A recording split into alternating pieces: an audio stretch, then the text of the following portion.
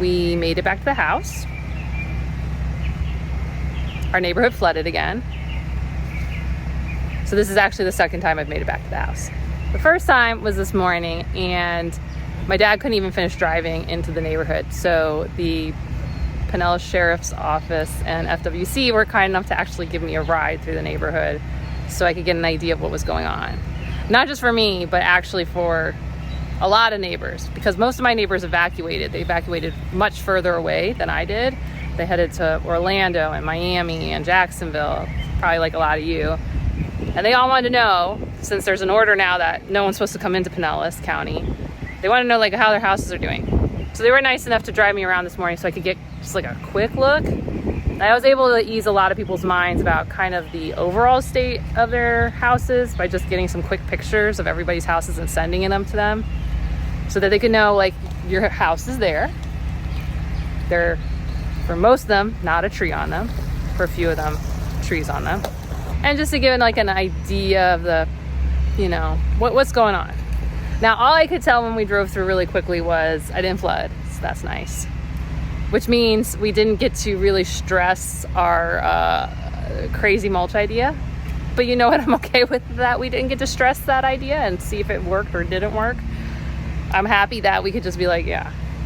The garden looks, my quick pass through looks crazy, but you know what? Whatever, plants grow back.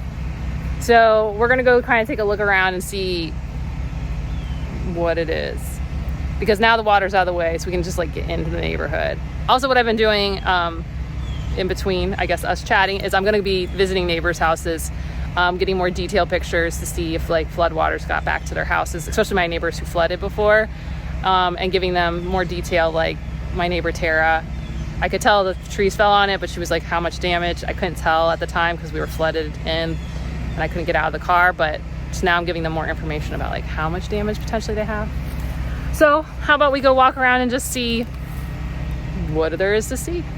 First off, the road is now mostly cleared off from major branches. This is part of the reason why we couldn't get through in the morning. The water was probably similar to the depth of Helene, but there was just so many large branches that we could not tell if it was safe to drive the car through. Well, that's one of the things I'm glad we did beforehand, is we dragged this pile of stuff off of the stormwater drain, because the street that's behind me, during Helene, people had between 1 and 3 feet of water on the street right behind me, and they were already starting to flood before the storm was hitting because their stormwater drains had so much debris in them. So one of the things Ben and I did, well, mostly me, he was doing other things at the time, is I tried to pull all the debris off of the stormwater drain just to allow for flow, just to make sure the water could get out and not stay in.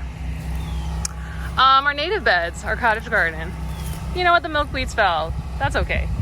We'll probably not prop anybody back up, but you know, they were at end of season. It's okay. They can be okay like that. Our banana, you know, the bananas probably could have been thinned out a little bit more, and that's okay. But you can see, look at this. This snapped this big one right off at the base. That's crazy. So we'll get that out of Shane and Kim's driveway.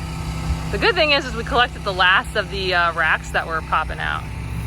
My other native bed, it's looking a little crazy, but overall it's doing okay. Oh, and these 3 blue stakes that I didn't remove because of the Joe Pye weed that was below me, which you will not be able to tell right now. It's still there. Aww, my button sage, it looks so sad. But in the scheme of things, you can bounce back. And there's our Seminole pumpkin, and look, another pumpkin. Thank you, Hurricane. Now I can actually tell that I have a pumpkin here. This roselle. It looked awful after Helene. It looked awful before Helene.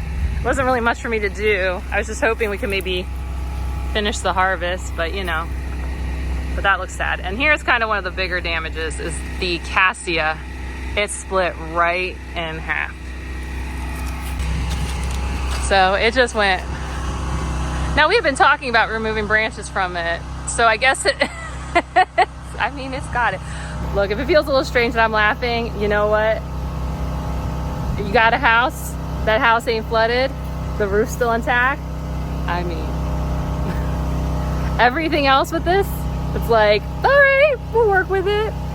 We had it on our list. We got to prune this tree anyway, so you know, God did it for us. He just was like, we're gonna do more than you thought.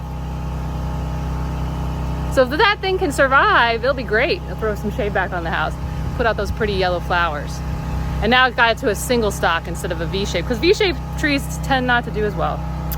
Also my desert rose, all the flowers are gone, but it looks actually really happy otherwise. Next thing is we had our other cottage bed. We had cleaned this up recently, and we had cut up the starry Rawson weeds just to get rid of a lot of the dead material. And so they don't look that different, honestly. I just had removed the stakes. And our vegetable beds are still here that were empty because we were clearing them. It looks like I might have lost soil. They're probably about the same. But overall we did pretty good there. Pot's still there, that one's a heavy one.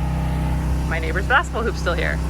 The privet senna looks like it dumped over, but we should be able to prune that. It might bounce back, so that might be okay. Sorry for the noise, my neighbor's running his sump pump. And then it looks like our peacock flower. The big thing that's a little worry that I'm seeing from the front here is that. There wasn't supposed to be a pine tree on the lanai. Oh my. So that's our neighbor's pine. It looks like it's ours, but it was just across the line. So there was a fence there. That was their wooden fence, the old neighbor who used to live there, that it collapsed through. Looks like it wiped out our gutter. But that's not too much gutter to have to replace. I wonder if it poked through. That pine looks okay. Orange tree's still alive. Oh yeah, my other vegetable beds. Looks like they're all okay. And the compost bin's still hanging out. So that's good. Ben just said, but our arch is held up. Heck yeah, digging those 3 feet holes and almost like regretting all of it. I do not regret any of it now. Thank you, Pastor Jacqueline and Ben, for digging 3-foot holes. Looks like the garage is okay. Oh, look, the bananas are still bananaing. And the pumpkins are pumpkining. Ben is getting the ladder so we can go up and see how the roof looks. That's fine. Well, you know what I was thinking? We need to clean out our gutters. I'm not seeing any punctures. This gutter looks fine.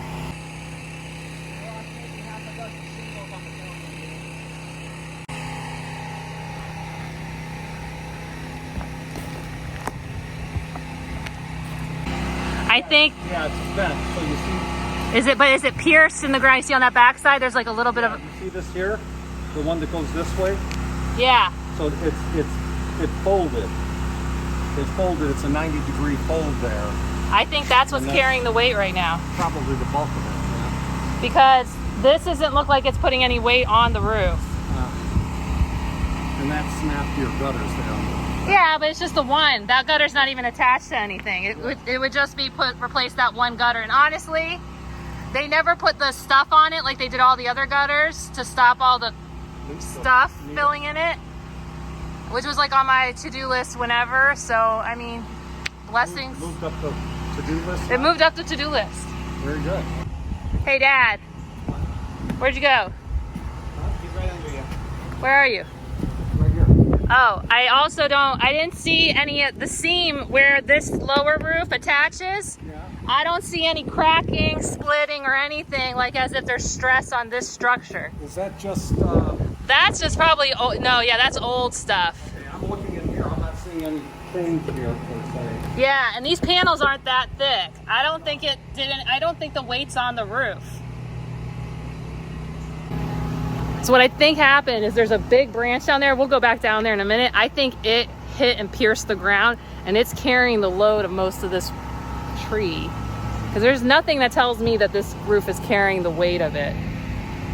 We lost some shingles, you know, what, like 6 to 10 shingles? So those will be easy to put back on. Maybe not for me, but somebody I bet can tell you it's pretty easy. I'm actually gonna go check out my neighbor's roof lines, see what I can see. Here's, I think, the point at which it's saving my roof line. All comes down to this branch right here.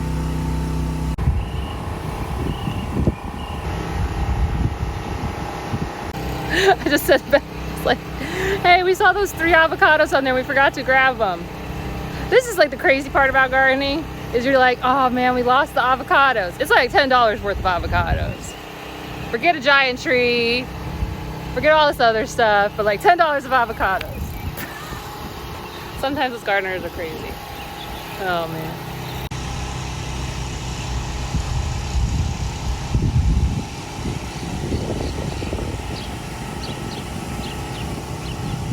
Now we're trying to figure out if the reason we don't have power is because the transformer that's behind our house, the metal cable has snapped, and Dad thinks it came straight to our house. We can't remember, so we're not sure if we even have a cable that's coming from there to there. I think so. It seems logical, but we can't figure out where it attaches to our house.